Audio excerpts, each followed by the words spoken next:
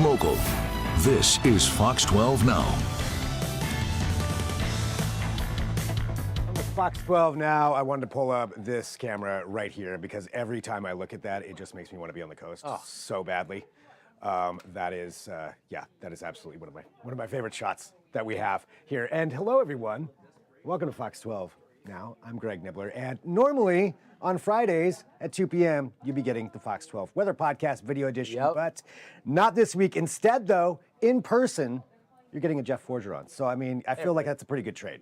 And I've never met you in person. Greg. No. We've kind of talked over email and whatnot, but it's good to be on your show. It's so nice to have you on here. I mean, well, Jeff, normally you're here way early in the morning. Yeah, before I ever come in. I get in at 2:15 every morning to work on the forecast, get some graphics going, get ready for Good Day Oregon. But yeah, if you've been watching over the past day or two, you probably noticed the schedule has been a little wonky. So we have a few people on vacation. Mark Nelson lost his voice this past week. So we had to postpone the podcast until next week. But we figure, we have Fox 12 Now. Yeah. Greg Nibbler. So we could talk a little bit about the weather and how things have been trending this spring. Yeah. You were just talking with the Department of Environmental Quality, correct? Yes, I was. So we did a 1 p.m. segment about that. And it was actually about some reports that they had about smoke trends for like wildfire smoke in the summers and how over the last 10 years, pretty much every year except for 2019, I think was the 1 year where he was like, actually it was not too bad that year, but otherwise it's been trending for more and more wildfire smoke. So yeah, I think everybody remembers 2020, of course. Yeah. The Labor Day wind event that, just blasted those fires over the Cascades. We can kind of revisit that subject. But 2019, interesting year. That was the last time, and we brought this up on the Fox 12 Weather Podcast, that was the last time that we went from an El Nino to a La Nina. And I'm not going to say that this summer is going to play out exactly like that was, because it does look like we're trending back to a La Nina. But that summer, 2019, was the last time that Portland stayed below 100 degrees during the summertime. Really? We never had any 100 That summer we did not. That was my first, I remember it quite vividly because it was my first summer here in the Pacific Northwest. But yeah, we ended up, I think, in the upper 90s a few afternoons, June, July, maybe August. But it was not that bad. And I talked to Mark Nelson about this quite a bit, and of course, things are trending warmer. We have a lot of data to support that, but but we are due for a cooler summer. Okay, all right. I mean, I like that idea. If that were to happen, it would be great. I mean, it would help us in a lot of categories, right? Yeah. I mean, I think a lot of us are thinking about how will fire season play out. Of course, you're talking to some air quality experts, and 2020 was a terrible end of the summer, at least. I mean, we had those mega fires in the Cascades brought all the smoke into the Willamette Valley. There was also tons of smoke up in the Seattle metro area. But 2021, we saw the most intense heat that we've ever experienced. Right. What did we get to? 116 was it, or something like that? Yeah, we went 108, 112, 116, 3 days straight. All three of those temperatures shattered the all-time record high, but we did it 3 consecutive days. It was unbelievable heat. So yeah, we're due for a cool summer. We don't really know how the summer will play out. There are some outlooks, but those don't always nail it. So. Yeah, I would imagine that's pretty hard to do, to fully know what's going to be coming there for. It's difficult. I mean, it's hard to I bet you get asked all the time, too. Oh, yeah. Like, come on, you're in the weather. You should know. Yeah. Yeah, I'll tell you, El Nino and La Nina tend to, bring us, well, we kind of know, we have trends for wintertime. We can kind of foresee how the winter might play out, the mountain snowpack, the lowland weather west of the Cascades if we're in an El Nino or La Nina phase. But summertime, there's not as much of a connection when we're in those two phases. So anyways, it's great out there today. You just showed the coast. I figure we take a live look from Portland. All the mountains are out. So this is a live look from the Shriners Children's Camp. We're likely on our way to the 70s once again. Yesterday's official high was 71 in Portland, Greg, and yesterday the official high in Salem was 70. So I think we're probably going to top out a degree or two warmer. Nice. And notice that east wind, sustained 21 miles per hour. We're getting gusts around 30 miles per hour. It's blustery out there. Yeah. I mean, and not to mention, I've got to bring up, this is an offshore wind. This time of year through summer and into fall, when we get wind out of the east pointed toward the coast, that dries out our air. So we tend to see bigger fluctuations in temperatures between night and day. So yeah, we're probably on our way to 70 degrees here or greater. I am all for that. So this is as of 2 o'clock. So these are brand new observations. Salem's already up to 71. So it's already a warmer day than yesterday in Salem. Look at Astoria and Tillamook. They're getting that offshore wind. So it's coming down the coast range, pushing offshore. Back at that Lincoln City view, the wind was look at the waves out there. If you look really closely, the east wind is actually kind of like going over the top of the waves and creating some of that ocean spray. It was more obvious earlier today. But again, the offshore wind really dries out the air along the coast, and these kind of days tend to bring temperatures into the 70s. So I think Tillamook, Astoria, Seaside, Cannon Beach, they'll all end up in the 70s.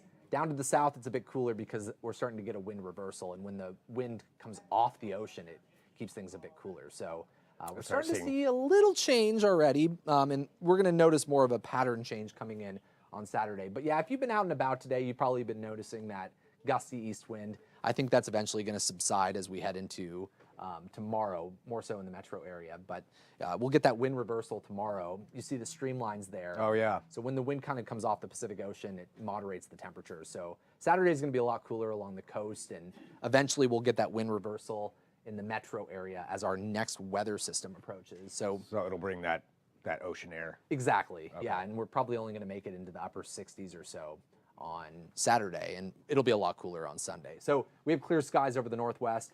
See that area of low pressure kind of swirling over the Pacific Ocean? Mm-hmm. That's going to drive a front in on Saturday, a cold front. It's going to be a weak system, but yeah, I would be prepared for at least some scattered showers on Saturday. So I'll time it out for you really quick, and yeah, we'll start to get into some trends on how things have been going this spring. But if you're out along the coast tomorrow, plan on dealing with 2 to 3 hours of showers, maybe between about 1 to 3 o'clock or so, and then late afternoon into the evening, maybe around the start of the Thorns match. Saturday evening at 7 o'clock, we'll probably have some showers around.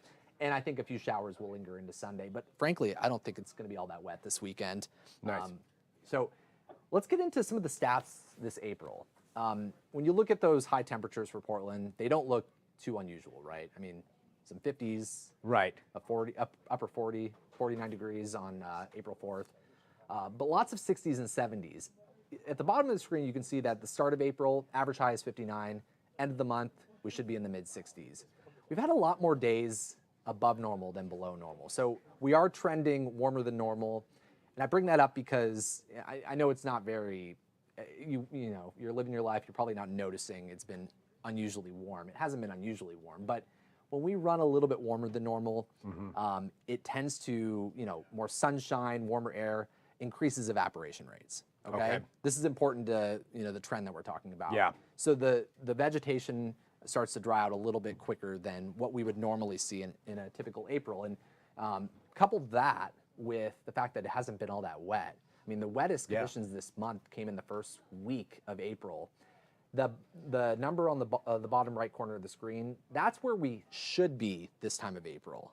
Oh, wow. It doesn't look like we're anywhere near that. Approaching, or actually, all right, that's see. Yeah, approaching 3 inches. Right there, yeah. And, we've only picked up a little over a half an inch of rain. So, the warmer than normal temperatures, the lack of rainfall, things are drying out, unfortunately. And, the mountain snowpack has taken a little bit of a hit. This shows you where the snowpack should be on April 10th. And we had mostly above normal snowpack across the state of Oregon. But with the lack of precipitation, the slightly warmer conditions, we've seen the numbers take a hit. Now, I will say we're still in pretty good shape today, near normal or above normal in some cases. But the northeast corner of the state has suffered in terms of normal snowpack for this time of year. And these numbers are probably going to continue to go down with just the lack of precipitation in the forecast. So this is looking beyond our 7-day forecast. This gives you an idea of how things might play out late April into early May. It looks like the central United States are going to see above normal precipitation, a wetter than normal pattern for late April, early May, while the West Coast will probably be either near normal or maybe in some cases like Northern California experiencing drier than normal conditions. So, of course, during April and May, we would like to get late season rain and mountain snow to kind of just buffer us or cushion us, heading into the summertime, because all of us are starting to think about, how are things going to go during the wildfire season. I don't see any obvious uptick or big cool downs coming. I think we're going to be near normal, kind of bouncing back and forth between the upper 50s and 60s, maybe a couple of 70s here and there, late April into early May. So yeah, I would be more concerned, Greg, if we had big time high pressure coming in and highs in the 70s and 80s for a stretch. No precipitation. Right now, I'm more so just bringing this up as an observation, how things have been trending. There's hardly any drought taking place in the Pacific Northwest or in the state of Oregon for that matter. Only 5% of the state is dealing with a level of drought. Now, the yellow shaded areas, just abnormally dry for this time of year. That's not considered drought. Moderate is a level 1 out of 4 to exceptional is a level 4 out of 4. You could, just categorize it drought.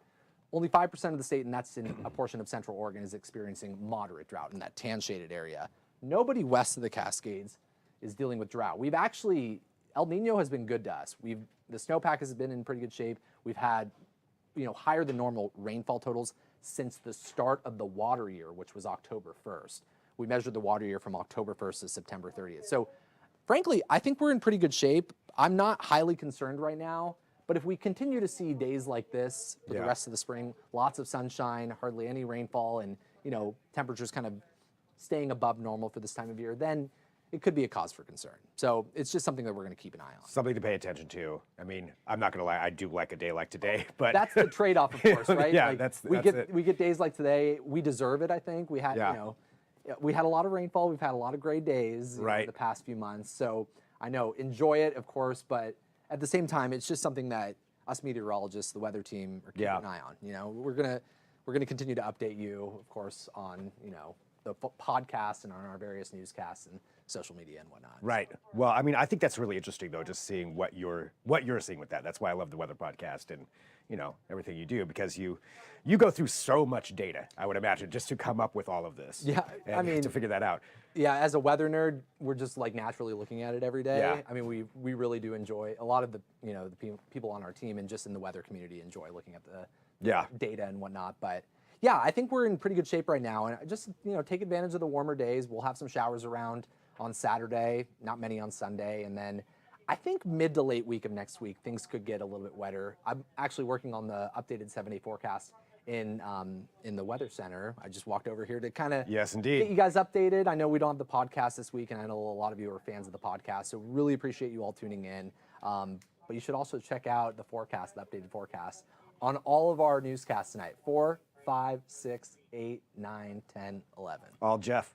Not all me. Not all you. Okay. Oh man, Camilla's coming in to. Okay, Camilla will be here. Yeah, I'll be in the 4 and the 5, and Camilla will do the rest of the newscast. So fantastic, Jeff. I do have one question for you though, because I think I've asked Mark this before when he's been on here. So when you're out and about, out in the city, walking around, you get recognized. What is the #1 weather question that people ask you?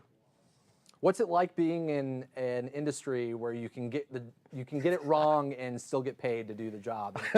My response typically is, well, nobody gives any grief to baseball players that are batting 300. In fact, that's considered good, isn't it? Right. Hitting a ball 1 out of 3 times. So of course we don't nail the temperature every day. I consider a good forecast being within 3 degrees of the forecast. So say it was 71 this afternoon and our forecast was 73. I think that's a fair forecast. That sounds right to me, yeah. We don't know exactly how the wind is going to, work. We don't know precisely how the air is going to move, but I think we do a pretty good job. Mark Nelson, he's the guru locally. So that's typically what gets brought up. Generally, though, people just want to talk about weather because it affects everybody every day. Right. So, yeah, it's universal. Yeah. For sure. Well, Jeff, thank you for being here. Great to finally meet you in person. Exactly. I feel like I know you, but I don't know you. It's the same. Now I do know you. Yeah. So. Well, I'm not in here at 2:15 in the morning. That's for sure. So you should stop by sometime. It's a lot more quiet in the building. So yeah, well, I imagine that's true. But I'll probably stick with my time frame. But regardless, so good to have you on here. And for everybody watching too, if this is your first time, it's Fox 12 Now. It's we're live here every weekday. We cover a wide range of topics on this show. Normally Fridays at 2 p.m. we have the Fox 12 Weather Podcast video edition. So as we mentioned, no podcast this week, but we have a live Jeff. So, you know, it's a good trade-off. There you go. And yeah, thanks for joining us. And of course, download the Fox 12 Oregon app. You can watch all the Fox 12 Now segments on there. So everything that we've covered this week, which is a lot, you can watch all of those right there on that app and the Fox 12 Weather app as well. Yep. Grab that also while you're doing your downloading. So thanks everybody for joining us. We'll sign off for right now. I'm Greg Nibbler. This is Fox 12 Now.